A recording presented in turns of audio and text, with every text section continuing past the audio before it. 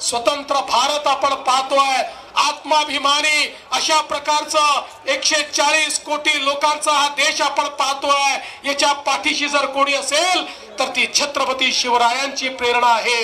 आणि म्हणूनच छत्रपती शिवराय हे आमचे आराध्य दैवत आहेत आणि त्यांनी राज्य कारभार कसा चालवायचा याची जी मानकं सांगितलेली आहेत आपल्याला कल्पना आहे। ते केवळ योद्धे नव्हते तर ते उत्तम प्रशासक होते।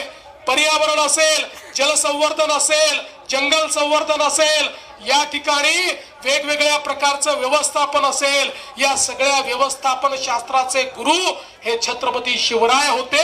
आणि म्हणून ते आदर्श राजा होते आणि म्हणून त्यांना जाणता राजा आपण म्हणतो, त्यांना श्रीमंत योगी म्हणतो। कारण या छत्रपती शिवरायांनी आपल्या राजांनी स्वतः करता काहीच केलं नाही, आपलं संपूर्ण आयुष्य हे रयतेच्या कामी लावलं। आणि म्हणूनच खऱ्या अर्थानं या श्रीमंत योगी अशा आमच्या राजाची आठवण आपण ठेवतो। आज या निमित्ताने मी जास्त बोलणार नाही, पण एवढंच सांगतो की छत्रपती शिवरायांचे किल्ले हे आमच्या करता कुठल्याही मंदिरापेक्षा मोठे आहेत आणि म्हणून या किल्ल्यांचं संवर्धन झालं पाहिजे। या दृष्टीने सातत्याने आपण काम करतोय, त्यातल्या अडचणी आपण दूर करतोय। स्वराज्याची राजधानी रायगड या ठिकाणी अनेक कामं आपण सुरू केलेले आहेत। शिवनेरीचं रूप आपण पाहतोय, याच्यामधल्या अडचणी आपण दूर करतोय।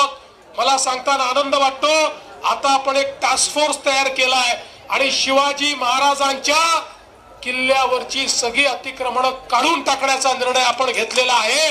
काही झालं तरी अतिक्रमण त्या ठिकाणी राहणार नाही।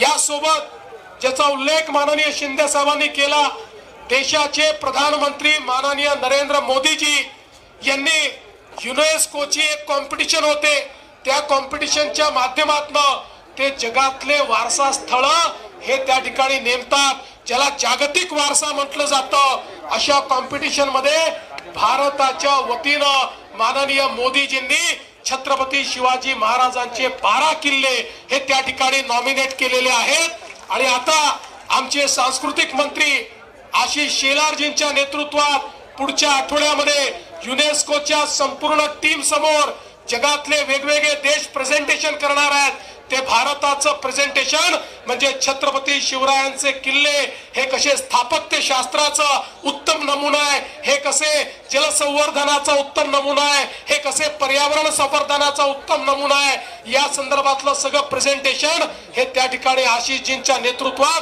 पॅरिस मध्ये त्यांच्या महासभेपुढे त्या ठिकाणी सादर होणार आहे। आणि मला विश्वास आहे की छत्रपती शिवरायांचे हे किल्ले जागतिक वारसा बनतील आणि जगातले लोक हे किल्ले पाहण्याकरता या ठिकाणी येतील।